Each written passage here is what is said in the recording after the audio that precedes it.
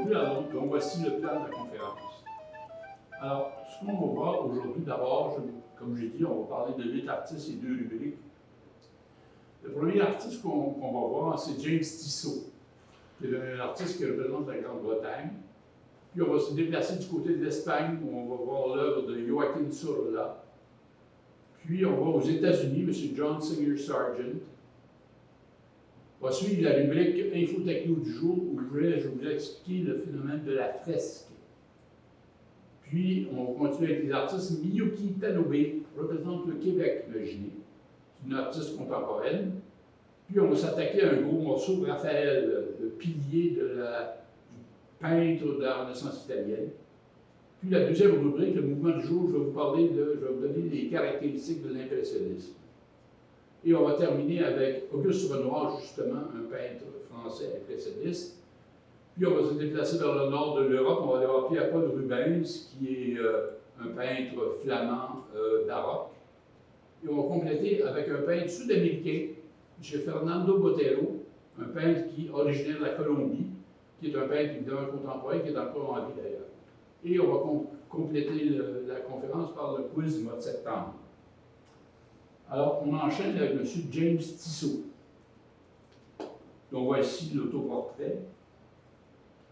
Même s'il représente la Grande-Bretagne, M. Tissot est français d'origine, comme son nom l'indique. Il est né en 1836 à Nantes. Et il a eu un père qui était drapier, donc qui vendait des soieries, des rubans, des bonnets. De sorte que Tissot, étant jeune, a frayé avec tous ces articles-là. Il a pu les reproduire plus facilement quand il est venu le temps de faire des tableaux. Alors, il s'est spécialisé, M. Tissot, dans les portraits. Mais pas n'importe quel portrait, principalement des portraits de femmes de la très haute société, soit française et plus tard britannique, comme vous allez voir. Alors, voici. Et il a fait ce tableau de la japonaise au bain. Il faut absolument que je vous explique ce qu'était le japonisme à la fin du 19e siècle. C'était une mode. Je vais vous en parler parce que ça affecte non seulement Tissot, mais plusieurs autres artistes français.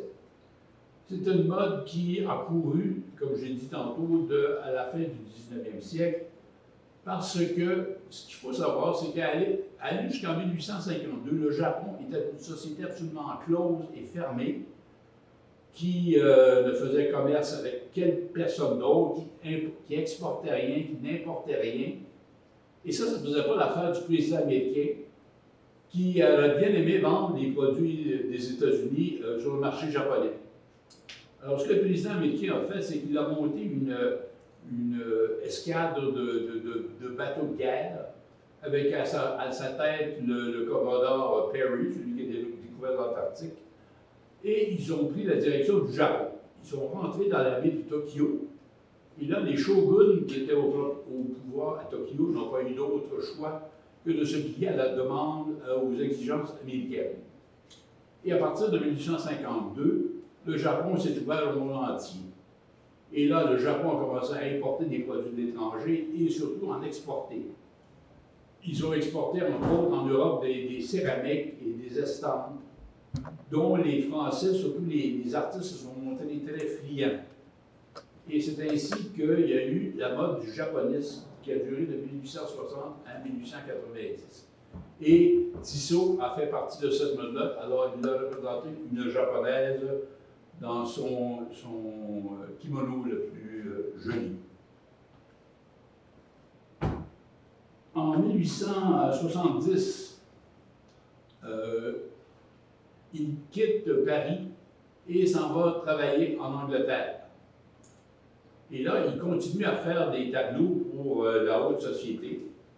Et il a fait celui-ci, ce tableau, qui représente une jeune femme dans une scène automnale. D'ailleurs, le tableau s'intitule Octobre, et on peut le retrouver au Musée des Beaux-Arts de Montréal. Il a fait également le portrait de cette richissime famille britannique. Il s'est trouvé un travail régulier auprès de la revue britannique Vanity Fair comme caricaturiste. il a fait ce portrait de Charles Darwin, le fameux anthropologue britannique. Puis, il s'est lancé dans des grands tableaux. Ce tableau s'intitule HMS Calcutta. C'est une scène qui se passe sur le pont d'un bateau où on voit un officier de marine qui fait la jasette, pour ne pas dire la cour, à ses deux très jolies demoiselles dans le plus beau de la tour. Il a fait également le portrait de cette fort jolie dame qui s'appelle Kathleen Newton, qui éventuellement est devenue la compagne de M. Tissot. Ce tableau qui s'intitule Sur le bord de la mer reprend à peu près le même thème que HMS Calcutta, où on voit un officier de marine, en l'occurrence Highlander écossais, qui fait la causette avec ses deux jolies demoiselles avec des ombrelles. Il a fait un très joli portrait d'une scène dans une embarcation et il l'a appelé La Rêveuse. Ce magnifique tableau qui se situe dans une serre où on voit une préposée qui s'occupe de cueillir des fleurs s'appelle simplement Chrysanthème. Ces deux derniers tableaux ont achevé d'établir la très bonne réputation de Tissot en Grande-Bretagne. Malheureusement, en 1882, sa compagne Kathleen Newton est décédée. Et M. Tissot est absolument inconsolable. Alors, il a décidé de retourner vivre à Paris et il a continué là où il avait laissé, c'est-à-dire en faisant des portraits de la haute société et des réunions mondaines. On voit ici cette très jolie dame dans des atours absolument affriolants qui attirent le regard de tout le monde. Il a appelé l'ambitieuse. À partir de 1888, M. Tissot a eu une révélation religieuse et de là jusqu'à son décès en 1902, il n'a fait que des tableaux bibliques ou religieux, comme celui-ci qui s'appelle « Le Christ sur la montagne ». Puis il a fait celui-ci qui s'appelle « Les Juifs récoltant la manne ». Alors, on va laisser M. Tissot sur cet autoportrait qu'il a fait de lui-même à 4 ans avant son décès, à l'âge de 66 ans. On voit qu'il a gardé sa moustache toute sa vie. Est-ce qu'il y a des questions sur M. Tissot?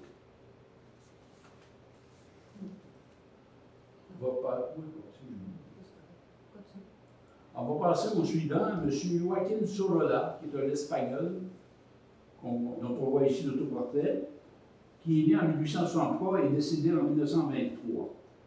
Comme j'ai dit, c'est un peintre espagnol né à Valence, cette ville sur la côte méditerranéenne de l'Espagne. Alors, c'est un peintre qui a réuni le lyrisme et le réalisme. Il a peint, comme vous allez voir tantôt, de magnifiques scènes de plage. Il est surtout connu pour sa grande maîtrise de la couleur blanche. Et son style est qualifié par plusieurs d'impressionniste. Sa carrière a démarré en 1889 quand lui et sa famille vont s'installer à Madrid. Il a obtenu son premier grand succès avec ce tableau qui s'intitule Une autre Marguerite, qui lui a mérité le médaille d'or de Madrid et il devient vite alors le leader du mouvement moderne espagnol. 5 ans plus tard, il soumet un tableau au Salon des artistes français pour sa toile qui s'intitule Le retour de pêche. Alors, on voit ici, on va s'attarder un peu sur ce tableau-là, si vous le permettez. On voit ce tableau des pêcheurs qui ont travaillé fort toute la journée, qui reviennent en fin de journée au port, et il faut tirer leur voilier par des bœufs pour l'amener jusqu'au sec, là, sur la plage. Je voudrais que j'ai dit qu'il était reconnu pour sa maîtrise de la couleur blanche. On va regarder la voile, si vous me permettez, de l'embarcation. Sur le dessus de la voile, on voit la couleur blanche. C'est la couleur c'est la partie de la voile qui était exposée à la lumière. En dessous de ça, on voit la couleur grise, qui est la partie dans l'ombre. Et dans la grande partie inférieure, on voit du doré. C'est simplement le soleil couchant qu'on voit à travers la voile. Alors, vous admettrez que Monsieur Sorolla avait quand même un certain talent pour représenter la couleur blanche sous différentes formes. Remarquez aussi avec quelle adresse il a représenté l'écume et les vagues de l'eau. Il a aussi fait beaucoup de portraits. Encore là, comme je disais tantôt, son traitement de la couleur blanche n'est pas insignifiant. On voit ce tableau-là, qui est presque un tableau abstrait, où on voit la tête de sa femme Clotilde au lit avec une de leurs filles, qui était toute jeune. Ça, justement, c'est sa femme Clotilde, qui a l'air d'une femme très jolie et très intelligente et très solide. Sa mutation a traversé l'Atlantique parce qu'il existait aux États-Unis une société qui s'appelait la Société hispanique, qui visait à faire la promotion des artistes originaires d'Espagne. Et ils lui ont obtenu le privilège de faire le portrait du président américain, M. Taft, en 1909, qu'on voit ici. Ce tableau-là, Sorolla l'a peint en 1905. C'est un tableau où on voit sa femme Clotilde et ses deux filles qui entrent dans l'eau. Remarquez les couleurs, les teintes différentes qu'il a su donner à l'eau. Et le critique du New York Times décrivait le tableau de cette façon-ci. On retrouve l'eau multicolore fouettant et moussant contre la surface irisée des rochers humides. Ce tableau se trouve maintenant sur les murs du Metropolitan Museum de New York. Il a commencé aussi à peindre à l'extérieur en maîtrisant l'expression de l'ardent soleil de l'Espagne. Ces tableaux lui ont valu le surnom du maître de la lumière que lui a décerné le grand peintre Claude Monet lui-même. On dirait de lui qu'il est un peintre luministe, tellement il peut bien représenter la lumière, surtout la lumière qui frappe l'eau. Là, on va voir plusieurs scènes qu'il a peintes sur les plages de Valence. Alors, vous allez voir des élégantes dames avec les robes longues et parasols et chapeaux de paille qui se promènent sur la plage, et les enfants qui se baignent dans la mer. On voit aussi les femmes de pêcheurs qui sont en train de réparer les voiles des bateaux de pêche de leur mari. Et remarquez encore là comment il a su de traiter de façon très intéressante le blanc des voiles.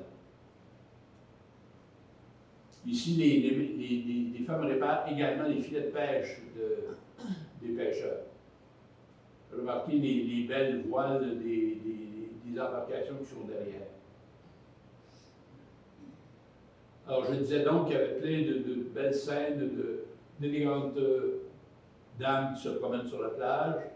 Voici, c'est un groupe de femmes de pêcheurs qui sont balayées par le vent. Ça, c'est une photo de M. Sorolla.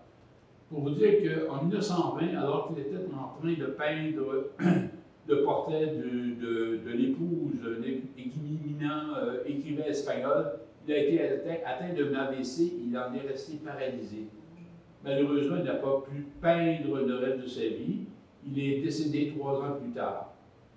Sa femme Clotilde, à son décès, a cédé une grande partie de ses œuvres à l'État espagnol. Et en plus, la résidence des Sorolla à Madrid a été transformée en musée. Je vais vous montrer deux dernières œuvres de M. Sorolla. Celui-ci, ce magnifique cheval bleuté qui sort de l'océan avec son jeune homme. Et la dernière scène, c'est celle-ci. On voit des enfants qui courent sur la plage. Je voudrais remarquer un détail. On est au début du 20e siècle, en pleine Espagne très, très catholique. Et qu'est-ce qu'on voit? Les garçons se baignaient nus, tandis que les filles se baignaient avec des robes jusqu'à la cheville. On pourrait se penser, n'est-ce pas, en plein pays de l'islam. Est-ce qu'il y a des questions sur M. Sorolla? On va passer maintenant à M. John Singer Sargent. Ce monsieur très sérieux et très respectable qu'on voit ici. c'est un Américain, mais un drôle d'Américain, parce que d'abord, il est né à Florence, en Toscane, en 1856. Il est décédé à Londres en 1925, et il a passé la grande majorité de sa vie en Europe. Mais il est classé parmi les peintres américains de toute façon. Il a fait même ses études artistiques à l'École des Beaux-Arts de Paris. Et il s'est lié d'amitié à ce moment-là avec le grand Claude Monet. Son grand talent, c'était de faire des portraits lui aussi. Il a fait des portraits des gens célèbres et riches et très puissants, tels que il a fait le portrait d'Auguste Rodin, de John D. Rockefeller, l'homme le plus riche de la planète. Et il a fait aussi les portraits des présidents américains, tels que Theodore Roosevelt en 1903. Et Woodrow Wilson également. Je vais vous montrer une œuvre du début de sa carrière, qui s'appelle Les filles d'Edward Darley Britton en 1882. On voit ici, on voit les 4 jeunes filles dans l'intérieur de la maison paternelle. Et pour ce tableau, Sargent s'est inspiré d'un tableau que le peintre espagnol Velázquez avait peint plusieurs années auparavant, qui s'intitule Les Ménines, et qui représente un peu le même genre de scène. Je veux dire, on voit des enfants dans une scène d'intérieur. Bon, ce tableau a failli mettre fin à la carrière de M. Sargent. Ce tableau s'intitule Madame X, qui a causé tout un scandale dans la société à l'époque. Pour quelques raisons. D'abord, Sargent n'avait pas de mandat, ce n'était pas une commande qu'on lui avait demandé de peindre le portrait de Madame X. Il a pris l'initiative de faire ce tableau-là parce qu'il a trouvé que c'était une très belle femme. Voilà. Cette femme-là s'appelle Virginie Gautreau. Elle était née à la Nouvelle-Orléans et elle vivait à Paris. Alors, il l'a peint en 1884. Une des raisons pour lesquelles ça a causé scandale, c'est que, comme vous pouvez voir, le point focal du tableau, c'est le décolleté de madame. Mais non seulement il y avait ça, mais en plus, dans la première version que Sargent avait peint, la bretelle de gauche tombait sur le bras de la dame, laissant supposer que peut-être c'était une femme de mauvaise vie. Alors, les gens se sont révoltés tellement que Sargent est passé à deux cheveux d'abandonner la peinture au complet. Il a corrigé le tableau, il a remis la bretelle en place, comme vous pouvez voir, dans sa deuxième version, et ça a calmé un peu le jeu. Ce tableau-là, M. Sargent disait que c'était son préféré, et quand Mme Gautreau est décédée, il l'a vendu au Metropolitan Museum de New York, où il se trouve encore. En 1986, M. Sargent quitte la France pour s'en aller en Grande-Bretagne, où il y avait plusieurs commandes qui l'attendaient. Alors, un des tableaux qu'il a peint pour la Royal Academy l'année suivante, c'est celui-ci, ce charmant tableau qui s'intitule Carnation Lily, Lily Rose. On voit deux jeunes filles en train d'allumer des lanternes chinoises dans un jardin anglais fleuri.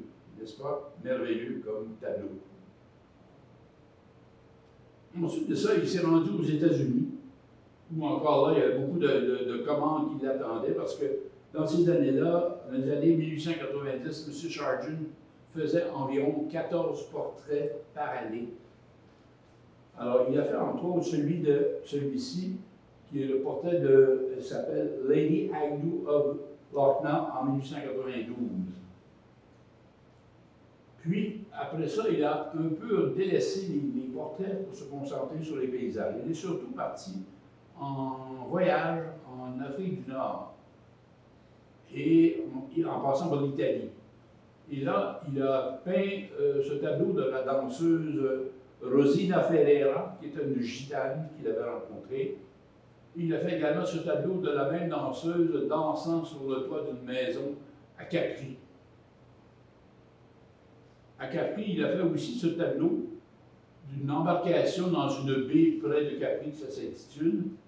Et je vous ferai remarquer toutes les différentes tonalités de ocre, de vert, de violet que M. Sargent a mis pour rendre intéressant la surface de l'eau autour de l'embarcation.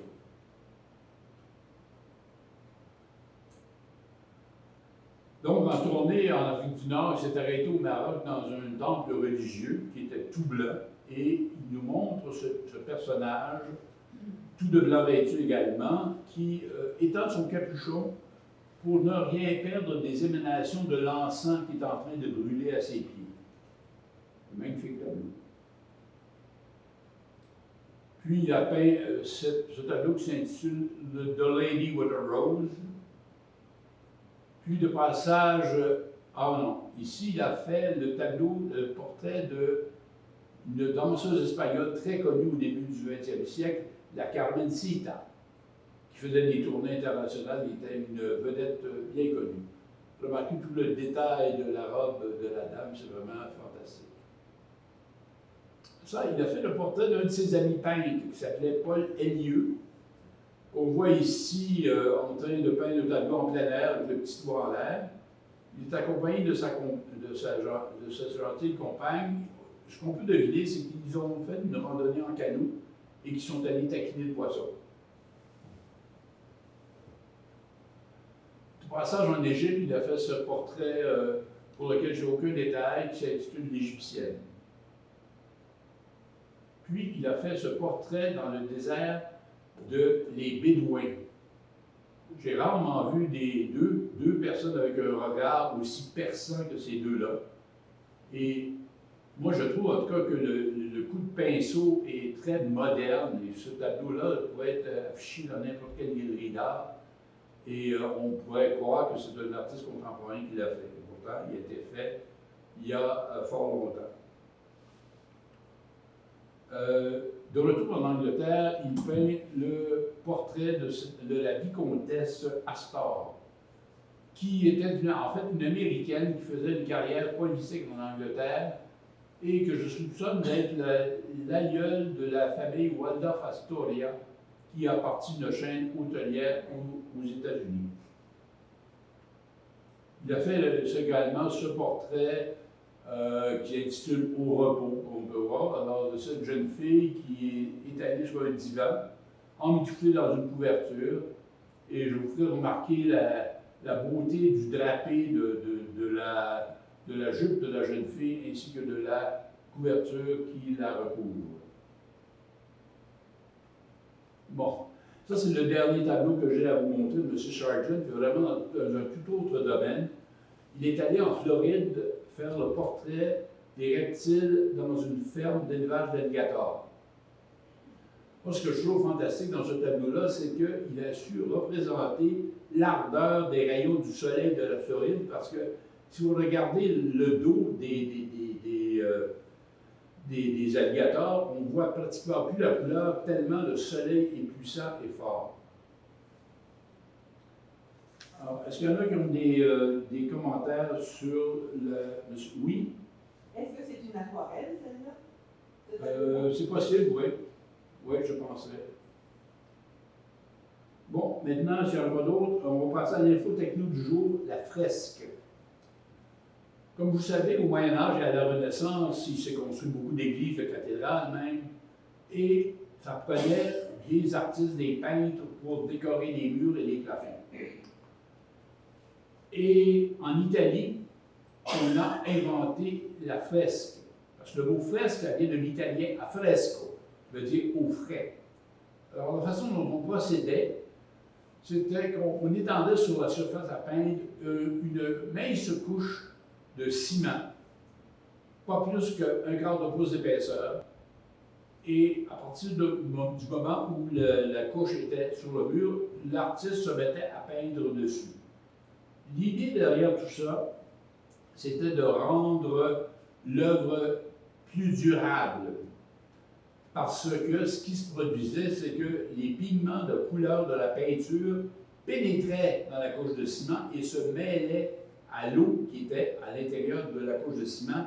Donc, le dessin, la couleur pénétrait à l'intérieur de la surface. C'était beaucoup plus durable que simplement appliquer une couche d'huile, de peinture à l'huile, sur une surface sèche. C'est ainsi que les fresques qui ont été faites à cette époque-là sont encore en place aujourd'hui, sont encore, la plupart, en bon état. Il y a les fresques les plus célèbres ont été faites par Michel-Ange au plafond et au mur de la chapelle Sistine au Vatican. Donc voici la scène la plus célèbre, la création du monde. Alors moi je pense que je n'ai jamais vu quelqu'un faire une fresque, mais j'ose croire que la difficulté pour l'artiste, c'était de se dépêcher de peindre ce qu'il avait à peindre avant que le ciment devienne sec, ce qui ne devait pas durer très très longtemps. Alors j'imagine que Michel-Ange, pour faire une grande fresque comme ça, devait procéder, j'imagine, par petits fragments seulement. Il ne pouvait pas peindre toute cette scène-là d'un seul coup. Bon, on va passer maintenant à une artiste du Québec, Mme Miyuki Tanobe, qui, vous ne savez pas ce que je veux apprendre, et qui est née au Japon en 1937. Mme Tanobe est une peintre québécoise à part entière, dont l'atelier de travail se situe à Saint-Antoine-sur-le-Richelieu, pas tellement loin d'ici. Elle est arrivée au Québec en 1971 et s'est établie à Montréal. Ce qui l'a charmée dès son arrivée, ce sont les quartiers populaires de Montréal. Et comme vous allez voir dans son œuvre, elle a eu une préférence pour des quartiers comme Pointe-Saint-Charles, des quartiers ouvriers et populaires, où elle a peint des scènes de rue. En toute saison, l'hiver comme l'été, des scènes pleines de monde, d'activités, etc. C'est très, très vivant, ces tableaux, comme vous allez voir. Et elle s'est fait connaître d'abord, en premier lieu, en 1981. 10 ans après son arrivée, elle a fait l'illustration d'un livre de Gilles Vigneault, Les gens de mon pays. Alors, elle a gagné le prix du Conseil des arts du Canada pour ce travail-là. Elle a illustré ce livre-là avec, comme vous pouvez voir, des personnages. Sa peinture, c'est de l'art naïf. C'est-à-dire que tout le tableau est tout dans le même plan, il n'y a pas de perspective, rien du tout. Alors, voici une des scènes qu'elle peint dans les quartiers de Pointe-Saint-Charles. Ce tableau s'intitule La crème glacée, à cause des deux corneilles qui sont installés de part et d'autre de l'entrée du restaurant de M. Dubois. Ce tableau-là s'intitule Un jour de Noël sur le Mont-Royal. Alors, on voit que les enfants dévalent les pentes près du lac des Castors, sur des traîneaux, sur des luges, sur des crazy carpets, sur des secousses volantes, et tout, en ski même. Ce tableau s'intitule simplement Le restaurant chez Paul. Alors, Mme Tanobe a un faible pour les scènes d'enfants qui jouent au hockey dans la rue ou dans la ruelle, comme vous pouvez voir. Pendant ce temps-là, au balcon, il y a des gens qui se lancent des balles de neige, comme vous pouvez voir ici. Là, on change de saison, on est rendu en été, on est rendu sur la rue Saint-Denis, devant la brûlerie Saint-Denis qui existe encore. Il y a une terrasse où plein de clients sont attablés pendant que d'autres circulent dans la rue et que des gens au balcon ou aux fenêtres observent la scène d'en haut. Ce tableau s'intitule « En attendant l'autobus ». Et on voit les gens qui ont fait leur épicerie parce qu'ils ont des sacs blancs de plastique à la main. Et ils attendent l'autobus. Peut-être sont-ils allés au dépanneur du coin.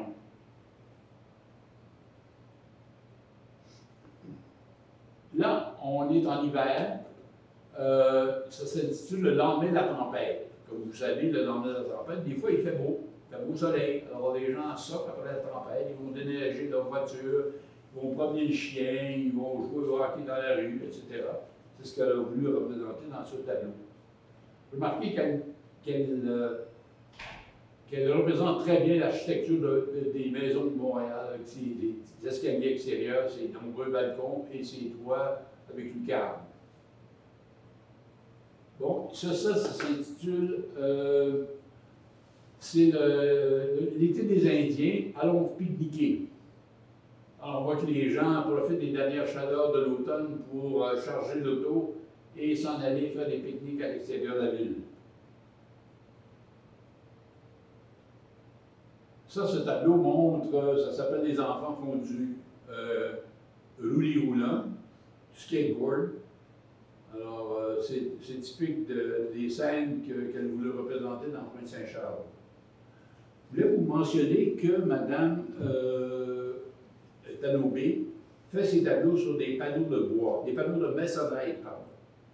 Avant d'enduire les tableaux de peinture, elle étend une couche de gesso. Le gesso, c'est un produit qui existe depuis le Moyen Âge, que les artistes ont toujours utilisé pour apprêter la surface de bois avant de recevoir la peinture. Cet apprêt-là de gesso est fait de couches de plâtre et de colle animale. Alors, après ça, elle applique la peinture, soit l'huile ou l'acrylique. On continue ces tableaux. Ça s'intitule Il fait bon, il y a un bon vent pour les cerfs-volants. On voit quelqu'un qui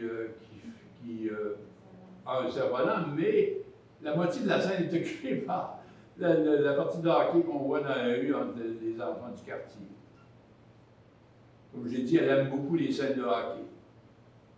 Bon, encore là, ça s'intitule La journée avant Noël, avant les vacances de Noël. Alors, on voit les enfants qui reviennent de la rue, de l'école, qui traversent avec le brigadier ou la brigadière. Ah, ça c'est la fête d'enfants. On voit qu'ici, il y a un enfant au balcon où il y a des ballons multicolores. C'est lui dont c'est la fête. Il est tout heureux de voir ses amis qui descendent de l'autobus scolaire pour venir le fêter. Ce tableau s'intitule « Ah, le printemps est revenu ». Alors, les premières chaleurs du printemps, les gens sortent, ils font de la course à pied, ils font du patin roulant, du roulis-roulant, ils sortent sur les balcons, ils s'assoient dans les escaliers, tout le monde veut prendre l'air qui est beaucoup plus chaud que l'hiver.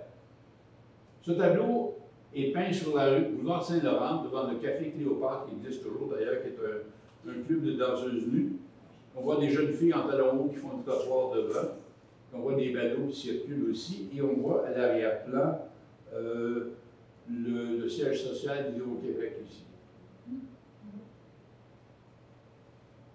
Ce tableau s'intitule simplement La pizzeria de Pointe-Saint-Charles. Alors, c'est un tableau très animé, comme vous pouvez voir, il y a beaucoup d'activités. Il y a deux personnes qui sortent de la pizzeria avec plusieurs boîtes de pizza. Je ne sais pas s'ils font la livraison ou si c'est pour leur consommation personnelle. On voit beaucoup d'enfants de sac au dos qui reviennent de l'école et on voit également quelqu'un qui monte sur le toit pour le déneiger à la fin de l'hiver. Bon, ce dernier tableau de Mme Tanobé s'intitule L'Halloween, c'est le 31 octobre. Remarquez dans ce tableau, tous les personnages, adultes et enfants confondus, sont tous déguisés. Il y a également plein de décorations de têtes de citrouilles, de têtes de mort sur des arbres. Il y a une grande table où on a installé toutes sortes de bonbons, de gâteries, de confiseries et de nananes. Mais ce que j'aime le plus dans ce bâtiment, dans ce tableau-là qui me fait le plus rire, c'est de voir que Mme Tanobé a même déguisé les bâtiments.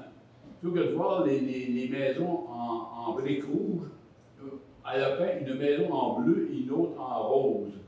C'est comme si même les maisons s'étaient déguisées pour la nuit.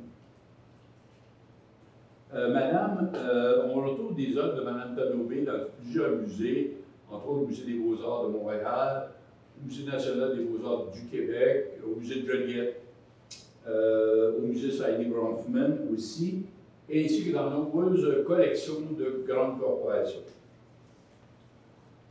Bon, maintenant, on va aller du côté de l'Italie. On va parler. Est-ce qu'il y a des questions sur Mme Tanobé? Excuse. On va aller du côté de l'Italie où on va rencontrer le peintre, le grand peintre Raphaël. Donc, on voit ici des boucles chatoyantes dans cet autoportrait. Raphaël est né en 1483 et il est mort à Rome à l'âge de 37 ans, très jeune. Il faut noter qu'il a eu l'insigne honneur d'être enterré à l'intérieur du Panthéon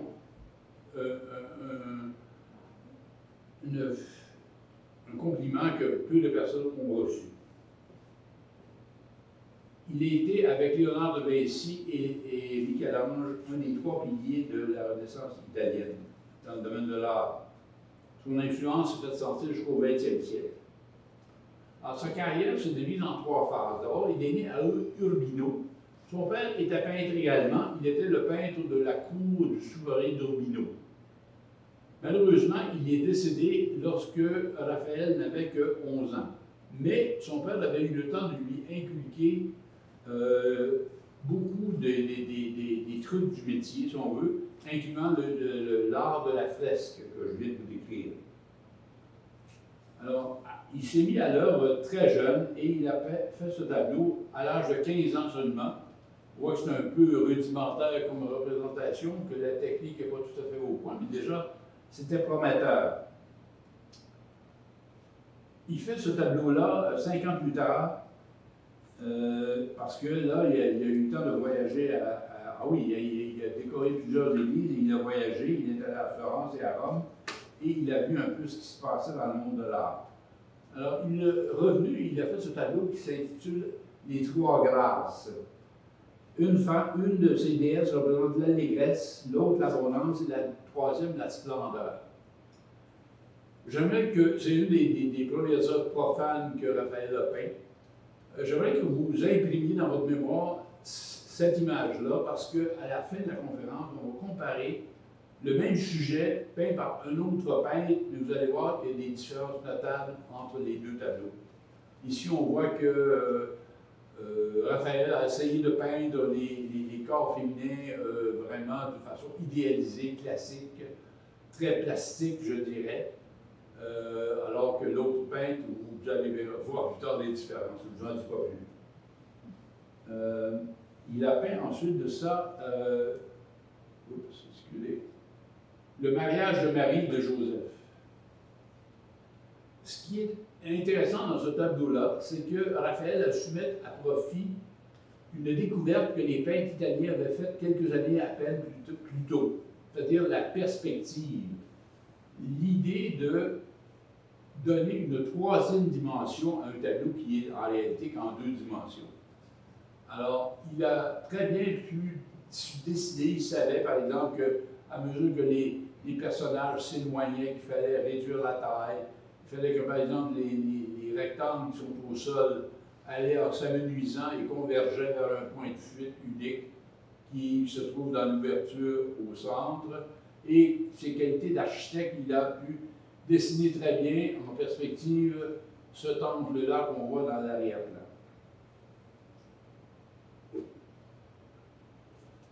Il a peint ensuite de ça la Madone à la prairie, pour un riche citoyen de Florence. Et pendant qu'il était à Florence, il a pu visiter Léonard de Vinci dans son atelier. Et là, il a pu voir de ses yeux vus des grands chefs-d'œuvre que le Léonard est en train de peindre. Et Raphaël a pris des notes et il a su ainsi perfectionner sa technique de peinture après avoir visité Léonard de Vinci. De retour chez lui à Urbino, il a peint ce tableau de Saint-Georges qui est en train de tuer le dragon. Ce tableau-là a subséquemment été offert au roi George d'Angleterre et se retrouve maintenant sous les murs du musée à Washington. Ce tableau s'intitule La Madone au baldaquin. C'est la dernière œuvre que Raphaël a peinte à Florence avant d'être, parce qu'il a été appelé à Rome pour décorer des appartements du pape, imaginez. Alors, on voit qu'il a peint, entre autres, des jolis petits angelots devant le pied de la Vierge Marie, et aussi des anges qui voltigent à la hauteur du baldaquin ici.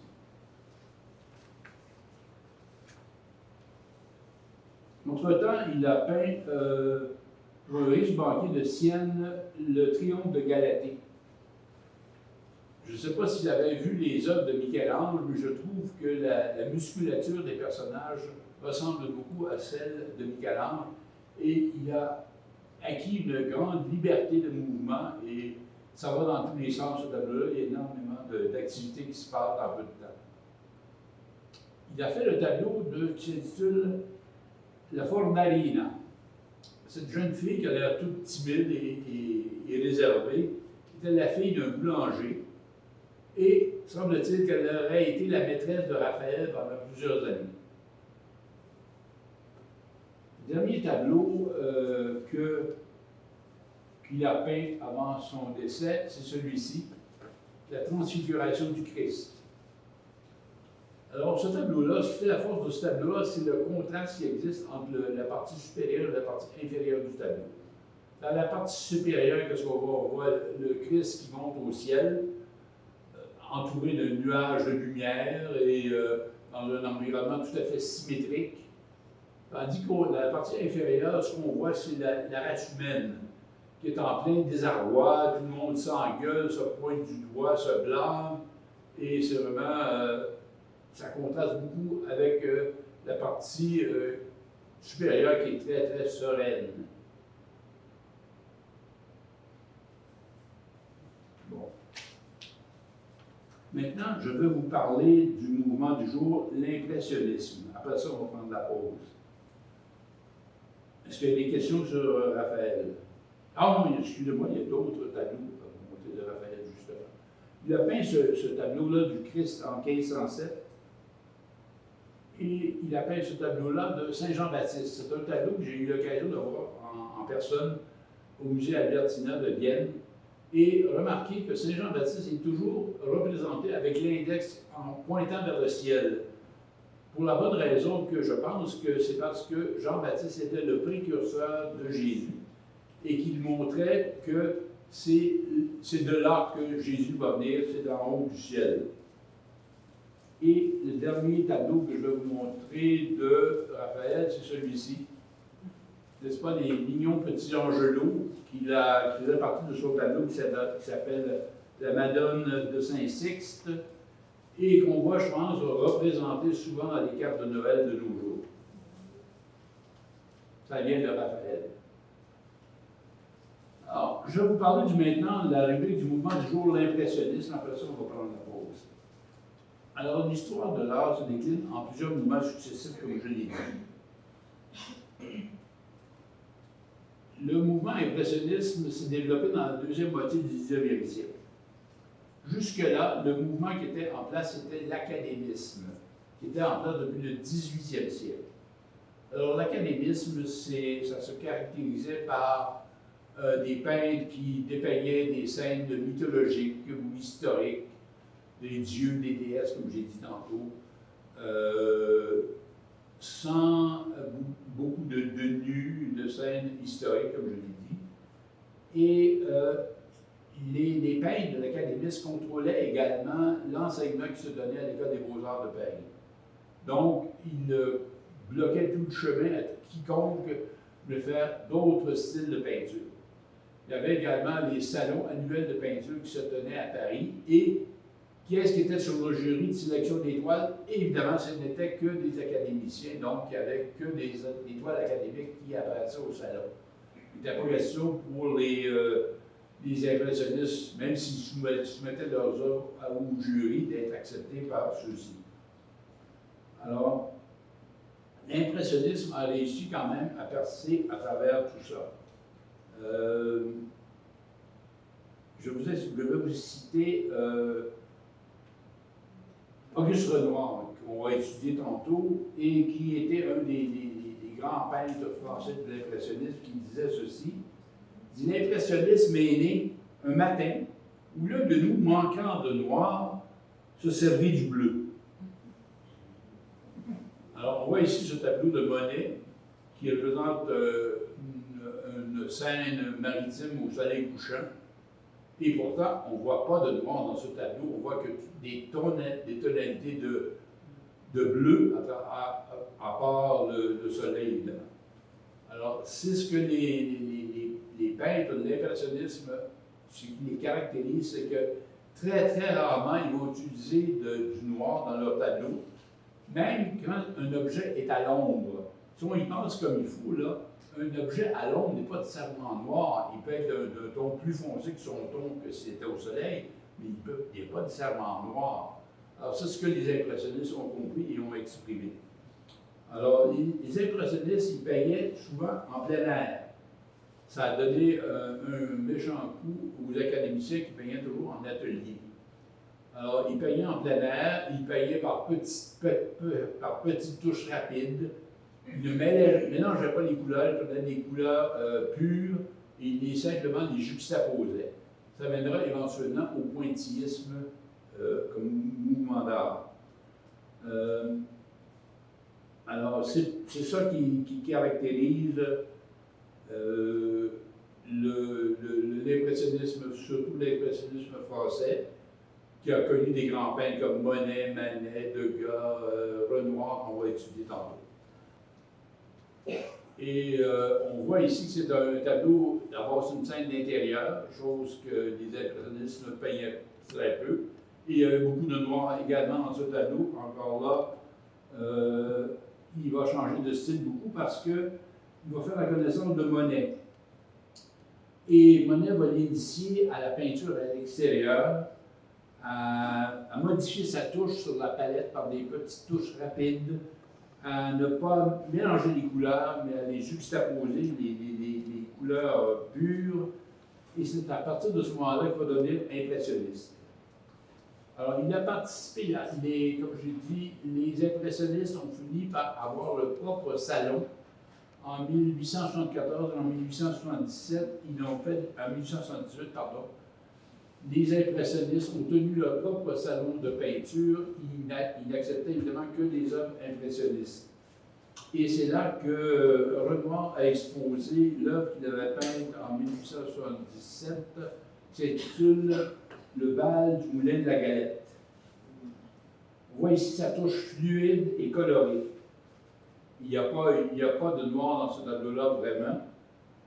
C'est une scène un peu très difficile à peindre parce que c'est pas une scène en plein soleil, puis c'est pas une scène à l'ombre, c'est une scène où le soleil est filtré par le feuillage des arbres. Alors ça fait des ombres qui sont à l'ombre, des ombres qui sont en plein soleil. Alors c'est un mélange des deux. Et Renoir a su manier tout ça de façon très, très habile. Puis, dans les années qui ont suivi, il a fait le portrait d'une comédienne, une actrice très connue de l'époque, Mme Jeanne Samary. D'abord, il a fait son portrait en privé. On la voit, ça c'est vraiment une œuvre impressionniste. Il a fait son portrait sur scène alors qu'elle répondait aux applaudissements de la foule. Puis, il a fait deux couples qui dansent. Il a fait celui-ci, que je trouve absolument charmant, qui s'intitule « Danse à Bourgival » en 1883. Ce que j'aime de ce tableau-là, c'est qu'il a juxtaposé la couleur jaune du canotier du monsieur. Et juxtaposé avec le chapeau rouge de la dame et le veston bleu du monsieur. Alors, ça fait les trois couleurs primaires qui sont utilisées en même temps que le blanc. Alors, évidemment, on admire beaucoup le joli minois de la danseuse et surtout, moi, ce qui me frappe dans ce tableau-là, c'est l'arrière-plan. On voit le feuillage, on dirait que le feuillage tourbillonne, un peu comme les danseurs qui virevoltent. Ce tableau-là, ça s'appelle la danse en ville, la danse à la ville.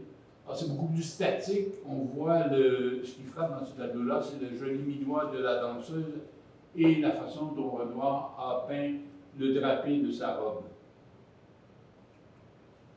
Il a peint aussi des portraits prestigieux de la haute société française. Ici, on voit Mme Charpentier et ses enfants. Un des tableaux qu'il a fait en 1881, c'est le déjeuner des canotiers. Ce qu'on voit sur ce tableau-là, on voit des gens de tous les jours en camisole, en train de discuter après avoir pris une bonne bouffe avec des amis, des hommes, des femmes. Et je vais vous montrer un gros plan de cette dame-là qu'on voit ici. Celle-là, là, remarquez, la voici. Alors, vous voyez le genet minois avec le petit nez retroussé, la bouche pulpeuse et le chapeau de paille orné de fleurs multicolores et délicates. Vraiment un très très beau tableau de Renoir. C'est ça, c'est Renoir à son meilleur. Pendant les 2 années qui ont suivi ce tableau-là, Renoir est parti en voyage. Il est allé en Italie visiter des musées. Et il s'est pâmé devant les œuvres de Raphaël, qu'on a vu tantôt. Et il trouvait que Raphaël faisait une peinture tellement majestueuse, éternelle. Vraiment, il était épaté devant l'œuvre de Raphaël. Il se disait que lui-même, pauvre Renoir, il faisait un travail qu'il trouvait vraiment insignifiant comparé à Raphaël. Et que il se demandait même s'il savait encore dessiner. Alors, son retour de voyage, il a décidé de changer de style. Alors, il a produit ce tableau qui s'intitule Les Grandes Baigneuses, qui, vous en conviendrez, est tout à fait non impressionniste, où le contour des personnes est vraiment beaucoup mieux défini. Et ce qui manque surtout, c'est des couleurs chaudes que Renoir savait imprimer dans ses tableaux. Et ça, alors, ça a été la déception énorme parmi des adeptes de Renoir. Les gens lui disaient « Mais qu'est-ce que tu fais, mon vieux? On ne te reconnaît plus, tu as abandonné le beau style qu'on aimait tant. » Alors vraiment, là, c'est quoi ça? C'est moins que rien. Alors là, les pauvres Renoir, il se posait plein de questions sur son style, son œuvre. Et il a essayé de se réchapper en faisant ce tableau qui s'intitule La Baigneuse, qui est un peu à mi-chemin entre les deux. Et ce n'est qu'en 1890, lorsqu'il a peint ce tableau-là, qu'il est retombé dans les bonnes grâces de ceux qui l'aimaient beaucoup. Ici, c'est l'une des rares scènes d'intérieur qu'il a peint. Mais remarquez l'harmonie des couleurs dans ce tableau. Tout est dans des teintes d'ocre, de sépia et de blond. Et tout était très harmonieux. Alors, en 1915, la femme de Renoir décède, Aline. Et en 1918, ses 2 fils qui étaient partis à la guerre de 1914-1918 reviennent gravement blessés. L'année suivante, Renoir va décéder après une carrière très bien remplie, et il demeurera toujours un des peintres qui ont beaucoup influencé les peintres qui ont suivi, tels que Matisse, Bonnard et Picasso même, parce qu'il a été un des grands maîtres de l'impressionnisme. Est-ce qu'il y a des questions sur Renoir? On va passer au suivant, Pierre-Paul Rubens, dont on voit ici l'autoportrait. C'est un peintre de l'école baroque flamande, qui est né en 1577 et qui est décédé en 1640 à Anvers, en Belgique, à l'âge de 63 ans. Durant sa carrière, il a réalisé 1400 œuvres. La production est faite surtout de projets religieux, de scènes mythologiques et historiques. Il voyage en Italie et ailleurs en Europe de 1600 à 1608 pour étudier les œuvres de la Renaissance. En 1603, lors d'un voyage en Espagne, il réalise un portrait équestre du duc de Lerme, qu'on voit ici, qui illustre bien l'influence du Titien, comme vous avez vu les tableaux dans un musée à Venise. De retour à Anvers, il peint ce tableau de Prométhée. Prométhée, il faut savoir que Prométhée, c'était le jeune homme qui s'était aventuré au mont Olympe, où résidaient les dieux et les déesses de l'Antiquité grecque, et qui avait volé le feu de la connaissance pour pouvoir le communiquer aux humains. Zeus, qui était le grand patron de tous les dieux et déesses de l'Olympe, n'a pas aimé ça, il a été très choqué. Et vous pouvez voir, Prométhée est enchaîné, il a des chaînes aux poignets. Et pendant ce temps-là, Prométhée a envoyé un aigle pour manger le foie de Prométhée.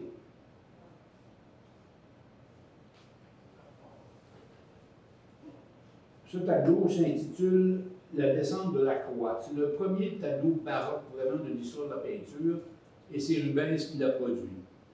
Remarquez le mouvement qui part du coin supérieur à droite et qui descend vers le coin inférieur gauche. On sent presque le corps du Christ glisser le long du long drap blanc qu'on a tendu.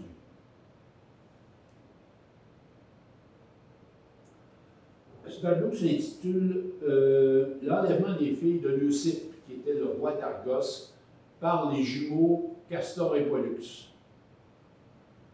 Alors, Rubens en a fait un hymne à la beauté du corps féminin, qu'il a peint avec beaucoup de teintes rosées et qui contraste avec les vêtements rouges des ravisseurs.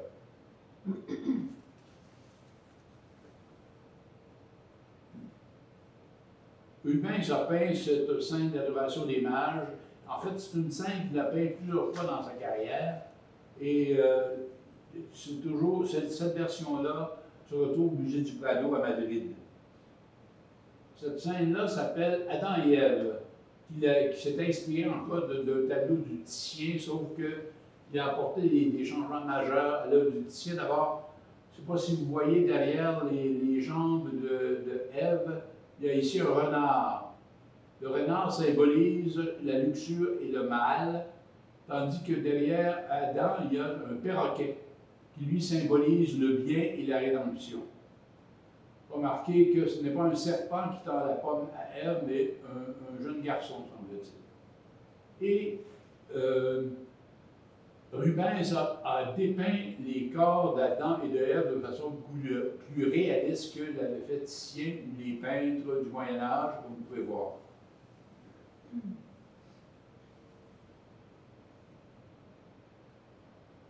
À 53 ans, Rubens perd sa femme qui décède. Peu de temps après, il se remarie avec cette jeune fille de 16 ans qui s'appelait Hélène Froment. Et elle a stimulé beaucoup M. Rubens à peindre des corps de femmes par la suite. Ici, il avait peint sa nouvelle femme sortant du bain en 1638. Et c'est là qu'il a peint cette scène des trois grâces. Alors, vous vous souvenez, quand on a regardé les tableaux de Raphaël tantôt, j'ai dit d'essayer de vous souvenir de comment Raphaël les avait représentés. Voici comment Rubens, lui, les représente. Alors, c'est vraiment exactement le même thème, sauf que, évidemment, la représentation du corps féminin est très différente. Ici, on est à l'époque baroque, on n'est plus à l'époque classique. Et Rubens ne se gêne pas pour leur donner des petits bourrelets par-ci, des petits bourrelets par-là. On sent que la chair n'est pas aussi ferme que dans les tableaux de Raphaël. C'est beaucoup plus réaliste.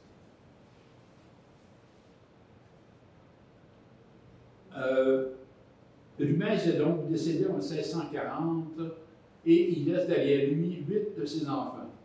Entre autres, sa jolie fille Clara, qu'on voit ici, et également ses jumeaux aussi joufflus que chevelus, il a laissé derrière lui.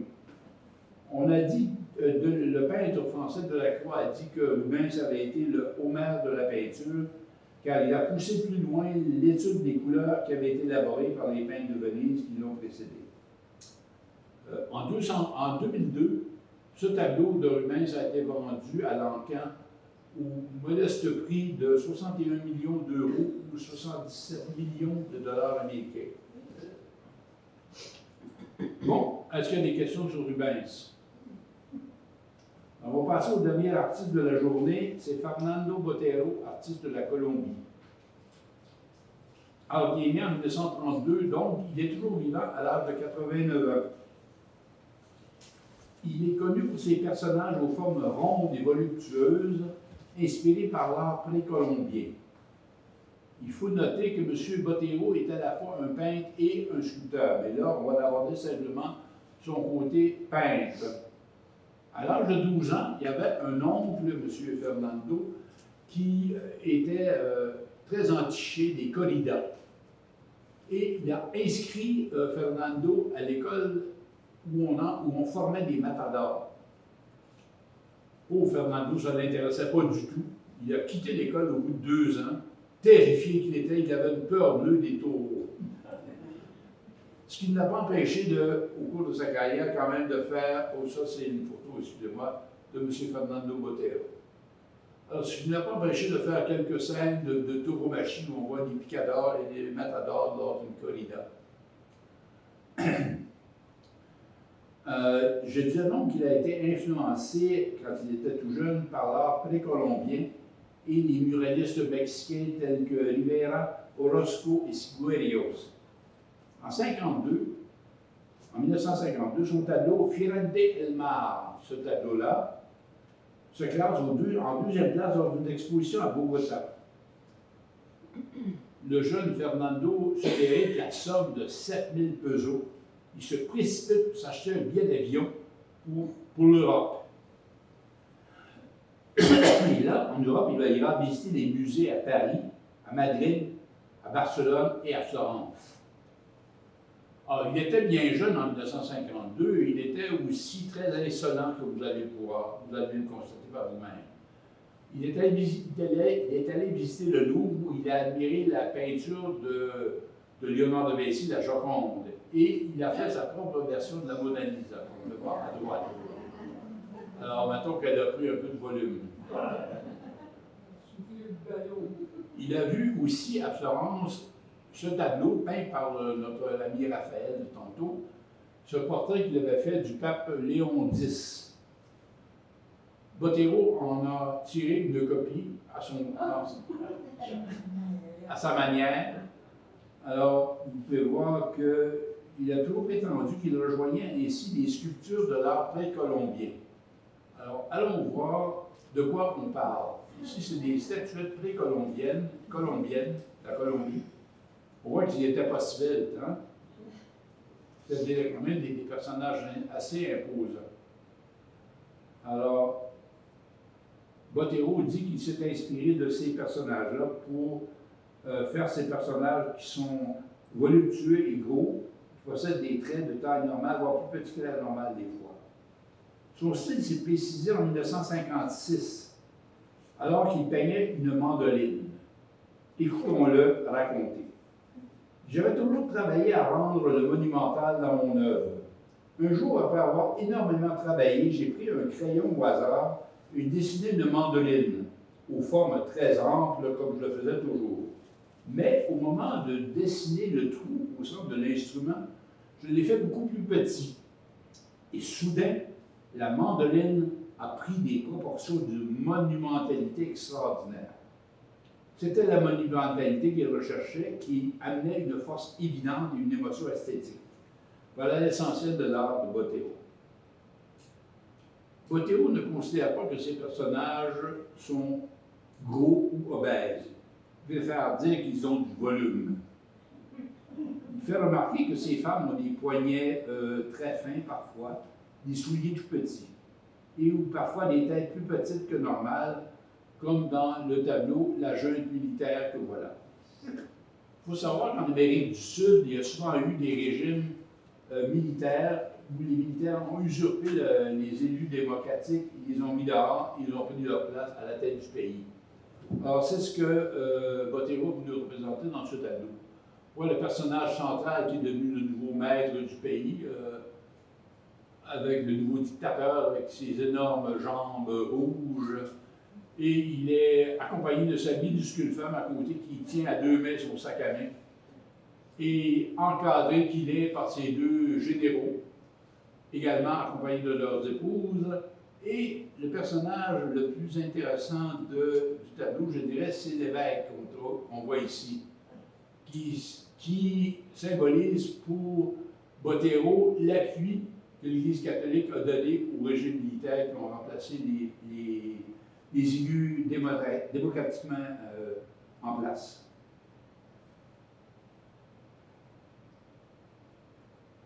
Alors, Botero, pour lui, le volume, c'est une célébration de la vie et de la sensualité. Pour équilibrer une composition, il peut dessiner des personnages plus petits que les autres. On voit ici une scène dans un bordel où on voit 2 hommes qui sont ivres morts et deux dames qui s'apprêtent à révéler leurs atours pour satisfaire leurs clients. Voici une jolie demoiselle. Voici une famille colombienne. Même le chat est énorme. Botero est la fierté nationale de la Colombie et un des peintres les plus originaux de cette génération, vous en conviendrez. Sur ce, on va mettre un terme à la conférence. Sur ce, on a commencé avec le déjeuner sur l'herbe. On va se laisser sur un pique-nique dans un décor de la Colombie. Alors, je vous remercie beaucoup de votre attention. Merci.